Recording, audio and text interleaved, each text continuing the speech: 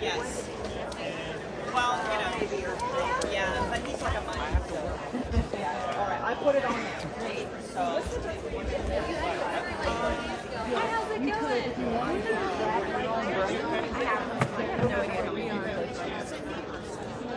They always say every animal has a brain. Mayan thing, and I just got to Mayan land, and I'm about Anyway, here's Mayan textiles dying with a village in a pueblo in Guatemala.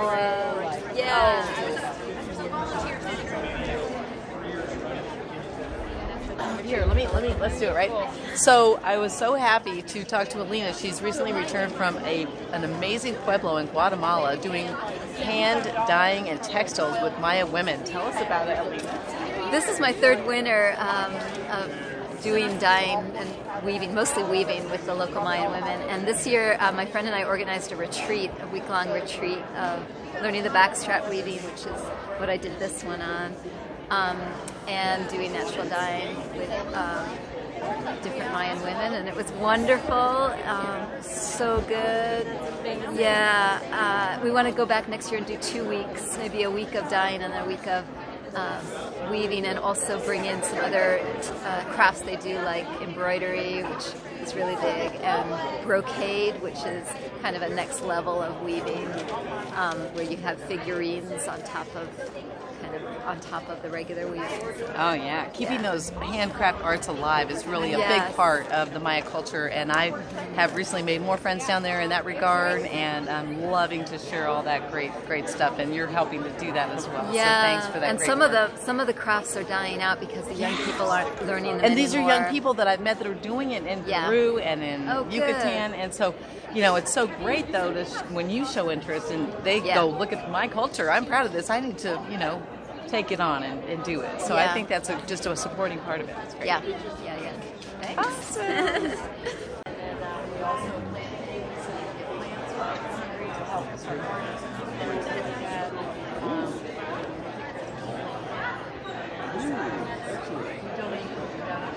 Yeah, that's what this is. Donate to this event for Big Smile. So yeah, we can all kinds It's not organic. yes. Cutting edge organic, and that's what the learning is about. Cutting edge organic. Yeah, it's like leading edge, regenerative, and really sustainable. Love it. Okay, I'm gonna be on it. Thank All you right. so much. Take care. Bye. Totally. I was sitting all day. I know, I'm glad we did. I'm just believe me, I am all that. I'm like this thing. We did so good. We like cleared it. We are here at Organic Grower School 2020 in Mars Hill, where it's an exciting event here this weekend, as we are talking with Robert Itis, who is planning a wonderful event that we are going to be shooting at Living Web Farms to bring to you later on video. It is a Goldenseal Summit, mission critical time to step up for this amazing medicinal plant. Robert, tell us about this upcoming event. This is something that has been in the works now about a year, when I started to get calls from people in the field and in manufacturing that are saying it's going, and we're taking it off the shelves because we don't want to wildcraft it anymore, and that's all that's left for them to put into their products. There's not enough amount of money for the Goldenseal farmer, the forest farmer, because of the wildcrafting. So what we're trying to do is make it illegal to wildcraft, and then create a trail from the forest to the manufacturer, so the manufacturer will know this came from a grower, a Goldenseal farmer, who did not wildcraft the plant. So that we can preserve the plant in nature, right? Because the wildcrafting is decimating the species. Well, that's going to help also the wildcrafting and the species itself. But the human beings, especially with this virus, Goldenseal is antiviral. I mean, come on, people. This is here to help us. And we're losing it, and we may be losing it off the shelf if we don't have enough ginseng growers. And what we're trying to do is create the situation. Ginseng and Goldenseal. And Goldenseal. Goldenseal growers to go to now a new middle person. There are a couple of them around, but not enough, who will sell it on to the manufacturer. So they can, just an average, I won't mention the company, but a big herbal company was doing 2,200 pounds dry of Goldenseal. That would be almost billions of plants each year. So each forest farmer can't supply these manufacturers now. And once Goldenseal gets into the mainstream, there won't be any way of getting it there. So tell us about what's happening at this Goldenseal Summit event and how we can help. Well, it will be looking at different aspects of the industry. So what is happening in government? What is happening in the herb schools? What is happening in the universities? How are the nonprofits dealing with this? And another table will be growers. Growers who we want to expand, who we already grow, and we want them to expand out and really start producing a big crop. Okay, so tell us the date and time of the event and location. Okay, so this is an invitation only. People do not show up. And it will be April 3rd at Madison Extension, and we'll be starting to shoot the first table at 9, and on the hour, usually 20 minutes to 30 minutes, and then on the hour, shoot the other tables till 3 o'clock. And because it's invitation only, we want to make sure that you can participate live via a stream that will be happening with Avram Friedman, the Prairie Coalition, and mountainstream.tv. So is that the link for that, mountainstream.tv? Yes. Okay, so check out the live link for the Goldenseal Summit at mountainstream.tv, April 3rd. April 3rd, Friday. April 3rd, Friday, beginning at 9 a.m. And we will be videoing the whole event, put it on our Living Web Farms channel later, and encourage you to get involved, do what you can, and we'll be sharing more information about what people could do to help Goldenseal and other threatened medicinal plants. Yes. So we're here at Organic Grower School 2020 at Mars Hill University in the Exhibitor Hall. And here we have some of the finest people who are helping our region grow into more organic gardening and farming. All right, so let's take a look at a few of the people here today. Earlier, we already talked to Robert Itis of North Carolina Ginseng and Goldenseal Company. He's doing great things to help ginseng and Goldenseal, both in preserving the plant and in getting it out there.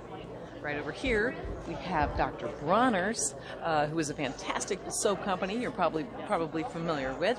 Dr. Bronner's has helped many great causes and does fantastic stuff. We might just talk to them later. Looking down the aisle there, we've got Trad Cotter, Mushroom Mountain, and his lovely wife Olga, and their little girl Heidi. It's always fun watching Heidi grow up a little more every single year. And right here, we have Southern Exchange Seed Company. Let me double check that.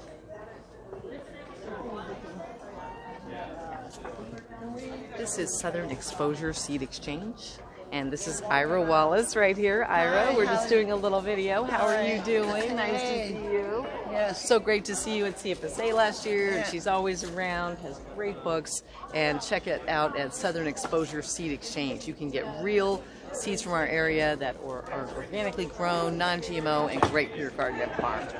All right. Yeah, thanks for stopping by. Yes, you're welcome. And you can check it out. This is Ira's book right here, Vegetable Gardening in the Southeast. I actually have this book. And you've got fantastic turmeric here and all kinds of great stuff that you can grow. These great rhizomes. We're actually going to be having a workshop at Living Web Farms later in the year about how to do that. But yes, a great website also where you can order the seeds as well. Let's look at some of these seeds. So just as an example, lacinato kale has the most vitamin A bioavailable in kale.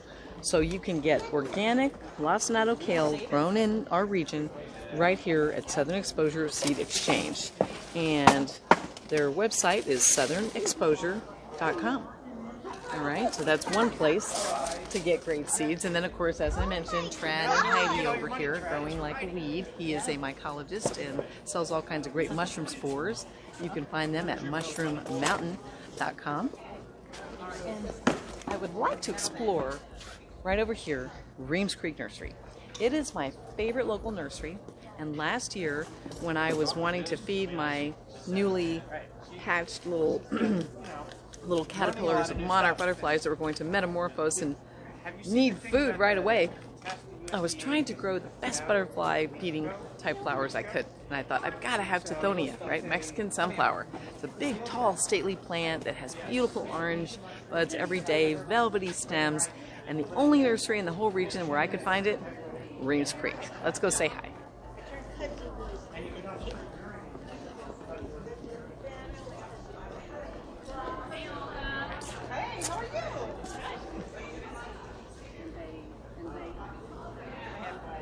So here we are at their booth. She's having a conversation, but she's going to show us some of the most interesting plants and all the things you can find at Reams Creek Nursery. Hello, here we are. So we're saying hi. We happen to run into Lee Barnes here as well, a great seed saver and teacher. But yeah, I wanted to share my favorite local nursery, Reams Creek Nursery, and I was just telling the story about last year. You're the only place that had Tithonia for all my happy moments with the butterflies all year long. Yes. So Ruth, tell us about what you offer at Reams Creek and why it's so special for our area. Well, first of all, we've been in business for 41 years. We're a locally owned business that started on the front steps of the owners and has moved just into Weaverville. We have all kinds of plants that we raised on our farm, but we do buy plants in as well. These are, they're not certified organic, but sustainably raised vegetables we all grew on our farm. We have lots of unique, lots of unique fruits and normal fruits like blackberries and raspberries, with things like honeyberries, citrus, which you would have to, this is not hardy, you'd have to bring it inside. And elderberries, right? Tea, elderberry, figs, kiwis, blueberries, fruit trees, persimmons. Some of them are American persimmon, which would be another native fruit. We have lots of wonderful little native ephemerals down at the end down there. And you had know, yeah. Maypops earlier, but they're all sold out. We're bringing more tomorrow. Oh, great. Yeah, and you know, whenever you increase your native plant populations, you're going to really increase your native insect population. So it's so important to have these plants. It is so important because the number one thing we could do as gardeners would be to add habitat for all those insects, and not just the insects, but other wildlife as well. Add diversity. Yes, add diversity, and honestly, that's best done with native plants. I don't strictly limit myself to native plants, but we do have a lot of native plants at Reams Creek Nursery. All right, so you've also got your special dollars, right? Tell us how that works again. I know I've had them and I forgot to catch So we have blooming bucks. And blooming bucks, for right. every $10 you spend, you get one blooming buck. And you can cash those bucks in for up to half your purchase twice a year during these 10-day periods, which is an awesome way to get basically plants for half price. Yeah, and when you're a deal-making gardener like me who loves all those free and wonderful good deal plants or propagating things, and those blooming bucks come in handy, and they bloom into more plants. So. Yeah, and we also, I mean, at the nursery we've got a beautiful selection of trees, shrubs, annuals, awesome perennials, tropicals, lots of seeds. Although, you know, if you were here at Organic Grower School, it would be great to visit the seed exchange because Lee here has a large selection of seeds that you can choose from. Yes, he's got seeds, and then he'll even teach you how to save those, and the whole history of wonderful stories about seed saving on the channel that we've done with Lee from our CFSA talk that you did. That was really wonderful. So a real treasure of a local nursery. My favorite. I look forward. I hope you're planting more Tithonia because you're my go-to. We are planting Tithonia, no worries. Okay, yes, my go-to for my baby butterflies. And thanks for being there and being such a great source for us, and to encourage people to plant that native habitat garden, plant paradise in your home and around your home, and be more in tune with nature every day. Right? Yes, be absolutely enliven your world. Yes, all right. You have the power to add beauty to your world, so why not? Right. Exactly, yeah. Add beauty, plant happiness, right? I love it. Exactly, yeah. And it will bloom. All right, thank you, Ruth. Thank you. All right, once again here at Organic Grower School 2020 in Mars Hill, and another great local business. We are here with Jeff Lowe of Notorious Coffee, and he's got some interesting blends. He's a local roaster. Right here we have the New Orleans blend of French roast. We know a lot of folks like my sister love their New Orleans blend coffees. You've got really nice Ethiopia, City Roast, and many others. Jeff, glad you're here at Organic Grower School. Tell us about your inspiration for Notorious Coffee, right? For notorious coffee drinkers. Inspiration. Well, I started this business about 20 years ago.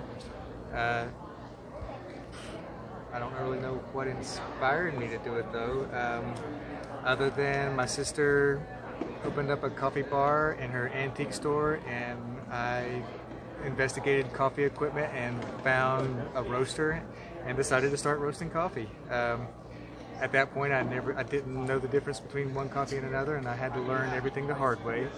All the coffees that I have are the ones that I've picked over the past 20 years that are my favorites. If you look on my website, you'll probably find about 20 different coffees. Each one, like I said, are my favorites, and they are just the ones that I picked that I like the best. So. Well, that's great, because that's the same thing, you know, like we were just talking with Lee Barnes a minute ago of the seed exchange here, and he does seed saving, and, you know, he pretty much single-handedly helped bring back the German Johnson tomato. There was a retired guy, and he started propagating the seeds, brought it to the Seed Savers Exchange, and helped bring that back. So by picking your favorites, you're helping people expand their repertoire too. Exactly, yeah. I experiment with coffees all the time. I get coffees from around the world. Some, if I decide that if I don't like it, I don't use it. Others, if it's too similar to ones that I already have, I decide not to use those too, unless I get a lot of good feedback on it. You know, I like to share these with my customers.